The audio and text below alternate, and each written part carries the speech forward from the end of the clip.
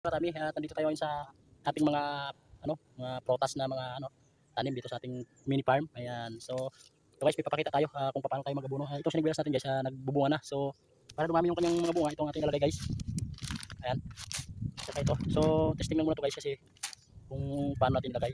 Testing na natin to. Pakita muna natin sa inyo kung paano natin siya lagyan ng fertilizer guys, pamparami ng bunga. So, let's go. Dito guys, bubutasan natin dito. So, may dala tayong mini chinso. Ayan.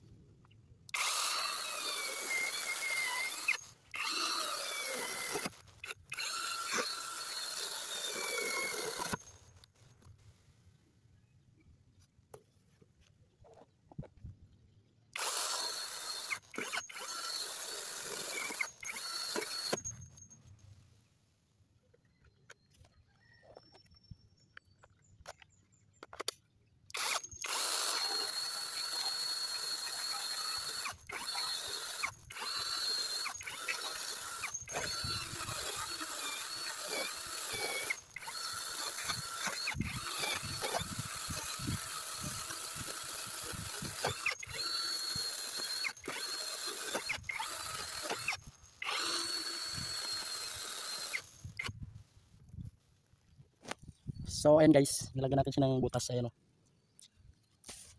So pakita natin guys kung paano natin lagyan ng yan, fertilizer guys. So ito na yung kanyang butas guys, lagyan natin siya ng fertilizer.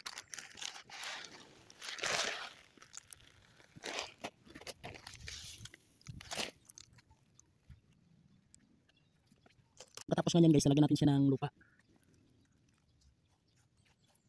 Ayan, tapos na tayo guys. At siguradong ma-absorb niyo yung ating nilagay na fertilizer.